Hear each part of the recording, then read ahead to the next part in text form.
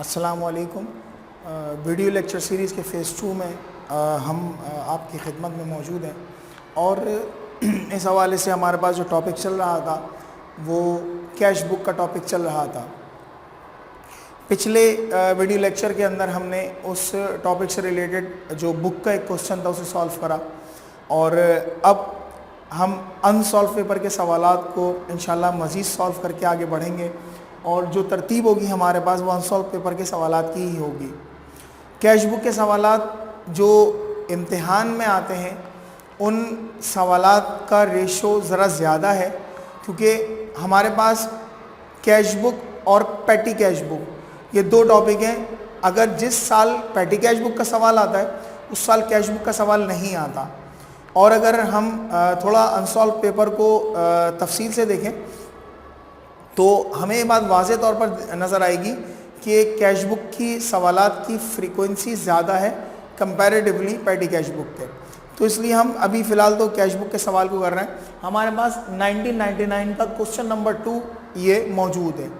मैं इस सवाल को सॉल्व करने जा रहा हूँ। पहला पैराग्राफ में रीड कर रहा हूँ, एक नज़र देख लीजिए। वो कहते हैं on June 1, 1998 mister Munawwar Mirza had cash on hand 7,000 and cash in bank rupees 45,000 during the month in complete the following transactions.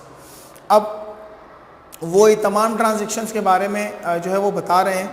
उन्होंने कैश इन हैंड और कैश एट बैंक दे दिया, ओपनिंग बैलेंस दिया। अब देखिए पिछले सवाल में हमारे पास ओपनिंग बैलेंस गिवन नहीं था, ओपनिंग बैलेंस गिवन नहीं था। हमने अब ओपनिंग बैलेंस को कैसे पुट करना है वो हम देख लेते हैं। पिछले सवाल में हमने ये चीज़ जज करी कि अगर बिजनेस की इन्वेस्टमेंट दी हुई है, उसने शुरू किया हुआ है बिजनेस, तो हम उसको कैश बुक में कैसे लिखेंगे। अब ओपनिंग बैलेंस है तो उसको कैसे लिखा जाएगा ज़रा देख लीजिए। हमारे पास एयर है यहाँ पर 1998 का, तो हम यहाँ लिख देंगे 1998 और 1998। ये वही फॉर्मेट है, रिसीट साइड, पेमेंट साइड और ये डेबिट साइड एक तरह से और ये क्रेडिट साइड है 98। और अब पहली ट्रांजैक्शन चूँकि वो फर्स्ट की है और जून है हमारे पास, तो हमने लिया जून 1। हम यहाँ पर लिखेंगे बैलेंस ब्रॉट डाउन। जो पिछला बैलेंस ब्रॉट डाउन है वो यहाँ पर ट्रांसफ़र होगा। 7,000 कैश में दे रहा है तो कैश के कॉलम में और 45,000 बैंक के कॉलम में है तो यहाँ पर। अच्छा एक बात, ये मैंने डेबिट साइड ही क्यों लिखा, मैं क्रेडिट पे लिख देता। क्रेडिट पे इसलिए नहीं लिखा क्योंकि कैश और बैंक दोनों एसेट हैं। एसेट बाय नेचर डेबिट पर ही होता है, तो इसलिए उसकी नेचर के एतबार से हमने यहाँ पर इसको फिगर्स को पुट किया है। ठीक है, सवाल के ऊपर आ जाते हैं। जून 2 की ट्रांजेक्शन बोलते हैं purchase merchandise 35,000 and issued a cheque for the amount. Merchandise purchase की है 35,000 की और चेक इशू कर दिया। तो मर्चेंडाइज परचेज की तो परचेज इज डेबिट और चेक की वजह से बैंक क्रेडिट। तो बैंक क्रेडिट साइड पर आ जाएगा, यहाँ पर आ जाएगा जून 2 और परचेजेस। हम बैंक में आ जाएंगे और 35,000 का यहाँ पर फिगर लिख देंगे। राइट, बैंक से हमारे पैसे चले गए। 6 तारीख में बोलते हैं purchase office supplies for cash. अब purchase office supplies for cash का मतलब ये है कि आपने जो दफ्तरी इस्तेमाल की ऑफिस सप्लाईज हैं या स्टेशनरी है वो खरीदी है और कैश दे दिया। तो office supplies debit, cash credit again. तो हम यहाँ पर आएंगे जून 6 ऑफिस सप्लाईज 750, कैश के कॉलम में आ गए 750। राइट। अच्छा 8 तारीख में बोलता है cash sales deposited into bank. Cash sales deposited into bank. Cash sales की एंट्री क्या बनाते थे, कैश डेबिट सेल्स क्रेडिट। अब वो जो सेल्स हुई है वो डायरेक्ट बैंक में चले गए, तो इसका मतलब बैंक डेबिट और सेल्स क्रेडिट। तो डेबिट साइड पर आ जाइए। 8 तारीख में सेल्स और अमाउंट है हमारे पास 20,000, तो बैंक के कॉलम में 20,000 आ जाएंगे। आगे बढ़ते हैं। 10 में कहते हैं रिसीव चेक फॉर ₹58,500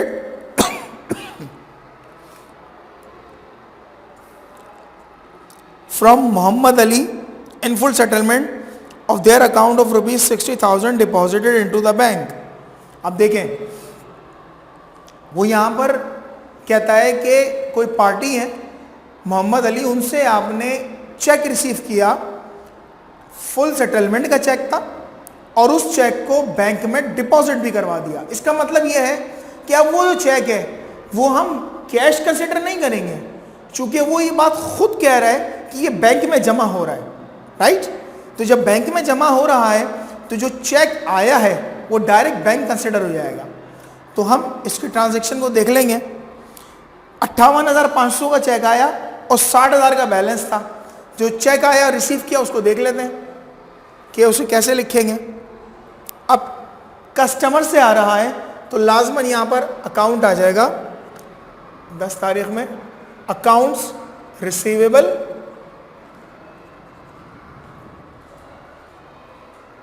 और आगे आ जाएगा पार्टी का नाम मोहम्मद अली,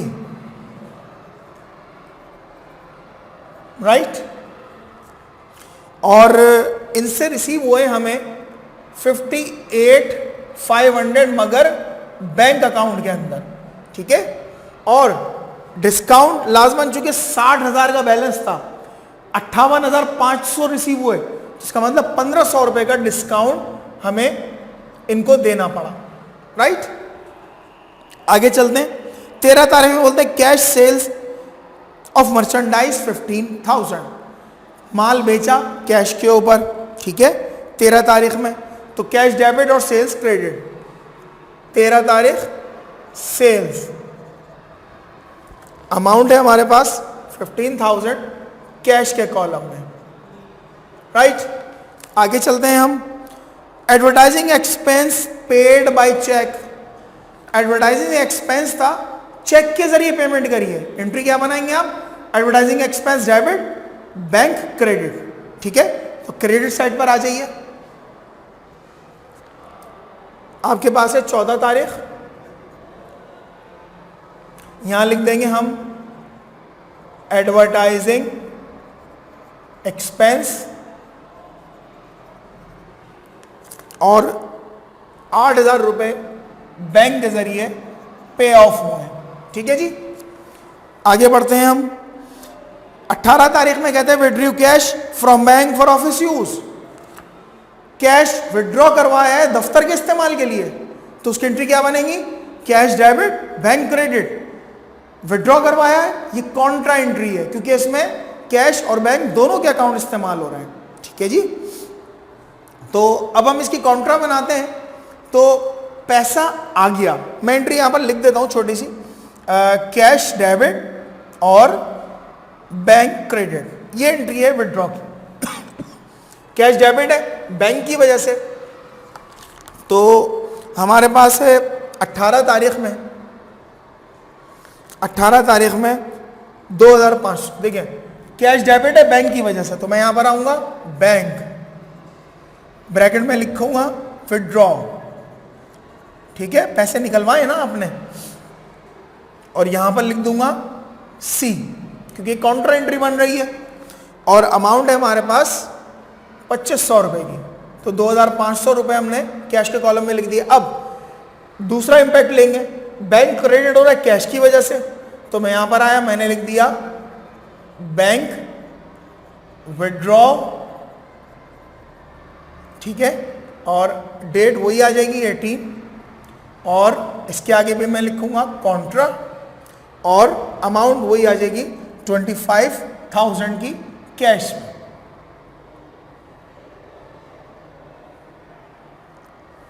नहीं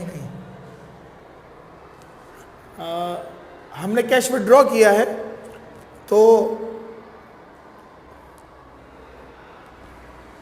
कैश यहां पर हमने डेबिट किया बैंक की वजह से, और बैंक क्रेडिट होगा कैश की वजह से, सॉरी, यहां पर आ जाएगा कैश और ये अमाउंट आ जाएगी बैंक के कॉलम में 2500 की, राइट। तो ये हमने यहाँ पर काउंटर एंट्री को पास कर दिया 18 में। आगे कहते हैं इशूड 21 डेट में issued a cheque of rupees 13,700 to Haji Sons, full settlement 14,000। यानी कोई पार्टी है, 14,000 का बैलेंस था जो कि आपको पे करना था, आपने उनको पे करा है 13,700 रुपये, और ये 13,700 रुपये की दरअसल एक फुल सेटलमेंट करी। इसका मतलब डिस्काउंट है, इसके अंदर पेमेंट हो रही है, पैसा जा रहा है और चेक इशू कर रहे हैं आप। तो हम आ जाते हैं पेमेंट साइड पर। अच्छा, पेमेंट की बात है तो लाजमन यहां पर आ जाएगा 21 में अकाउंट्स पेबल, ठीक है, और यहां पर लिख देंगे हाजी, ये पार्टी का नाम आ गया। अब इन्होंने क्या करा है कि 13,700 की हमने इनको पेमेंट करी है, तो जो पेमेंट करी है वो लिख लो भाई आप, 13,700। इनका फुल अकाउंट कितना था, 14,000 का, तो 300 रुपए का हमें मिल गया डिस्काउंट, ठीक है। अच्छा, आगे बढ़ते हैं हम मजीद।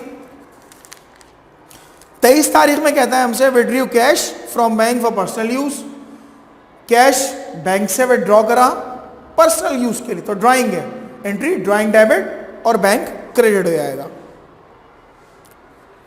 तो मैं यहां पर आता हूं और 21 तारीख के बाद 23 तारीख में है ड्राइंग,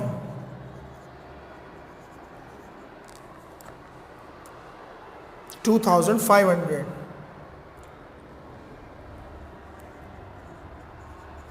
ठीक है जी। आगे बढ़ते हैं। परचेज फॉर कैश 2,000, आपने परचेजेस किए कैश पर 25 तारीख में, तो परचेजेस की वजह से कैश क्रेडिट हो जाएगा 2,000, राइट। आगे आ जाइए। 26 तारीख में बोलता है bank inform that overdraft limit had been sanction, यानी इन्होंने सिर्फ एक इन्फॉर्मेशन दी है, इसकी एसएच कोई एंट्री पास नहीं होती, इसे इग्नोर कर देंगे। हम आगे बढ़ जाएंगे। Salaries paid by office employees by cheque 15,000, तो सैलरी एक्सपेंस आपका अगेन 28 में आ जाएगा।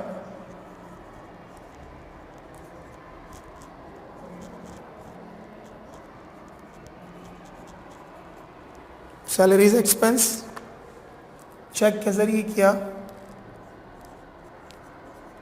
15,000, राइट।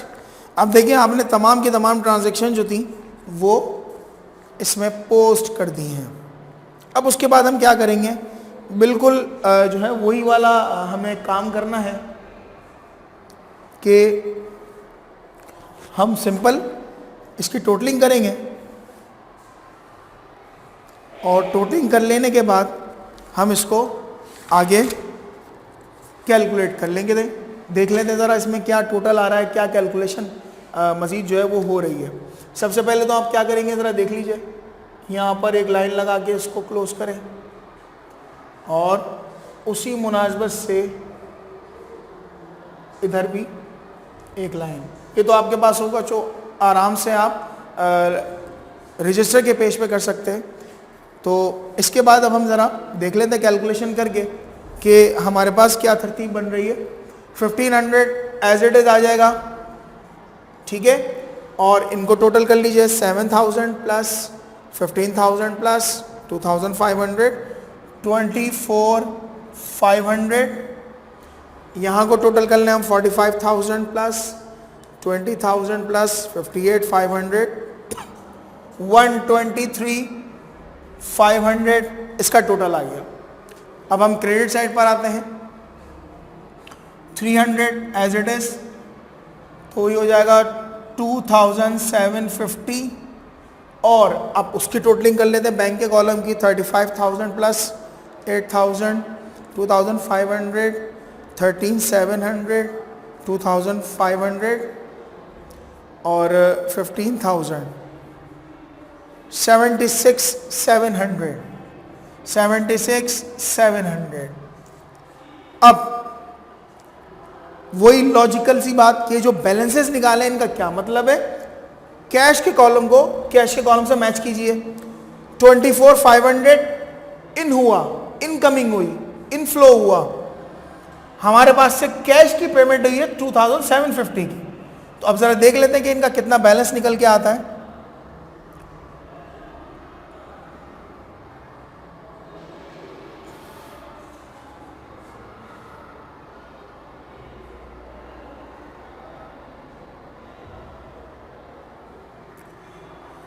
मैं क्या करूंगा, सिंपल 24,500 में से माइनस कर दूंगा 2,750, तो क्या आ गया 21,750।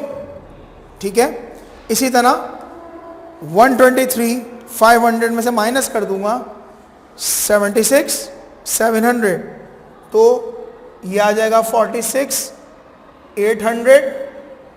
और अब ये मेरी दोनों साइड्स बैलेंस हो जाएंगी। 24,500, 123,500, देन 300 और 24,500 और 123,500। इस अमाउंट को हम नाम दे देंगे बैलेंस कैरिड डाउन, राइट। और यही बैलेंस आ जाएगा 21,750 और 46,800, ये आ जाएगा हमारा बैलेंस ब्रॉट डाउन। अब ये जो बैलेंस ब्रॉट डाउन है, जैसे कि यहां आपने ओपनिंग बैलेंसेस लिखे थे, ये जून की थी कैश बुक जो कि क्लोज हो गई, खत्म हो गई, बंद गई। अब जुलाई 1 को जब बैलेंस आगे ब्रॉड फॉरवर्ड होगा या ब्रॉड डाउन होगा, जो जुलाई 1 की भी तो कैश बुक बनाएंगे आप, तो ये बैलेंसेस जुलाई 1 के इस तरह के ओपनिंग बैलेंसेस बन जाएंगे। फिर उसके बाद ट्रांजैक्शन चलेंगी, फिर क्लोजिंग बैलेंस निकलेगा, फिर वो अगले महीने का ओपनिंग बन जाएगा, और ये साइकिल चलता रहेगा आपके जो भी अकाउंटिंग ईयर, फाइनेंशियल ईयर के एंड तक, राइट। तो इस बात का मतलब ये है कि हमारे पास कैश का इनफ्लो हुआ था 24,500 का, और सिर्फ 2,750 की ट्रांजैक्शन आउट हुई, तो ये पैसे बच गए हमारे पास। बैंक में आए हमारे पास 123,500, तो बैंक से पेमेंट हुई है 76,700 की, तो बैंक बैलेंस इस वक्त है 46,800 का। तो इस तरह ही हमारी कैश बुक जो है वो एक बार फिर यहाँ पर हमने एक प्रिपेयर करी है।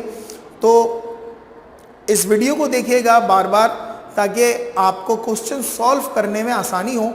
क्वेश्चन को एक बार समझ लें अच्छी तरह, फिर उसके बाद क्वेश्चन को सॉल्व करें, तो इंशाल्लाह आपको कॉन्सेप्ट ज़्यादा बेहतर क्लियर होगा। इंशाल्लाह अगली वीडियो में हम नए मज़ीद किसी क्वेश्चन के साथ आपके पास आएंगे। अस्सलाम वालेकुम।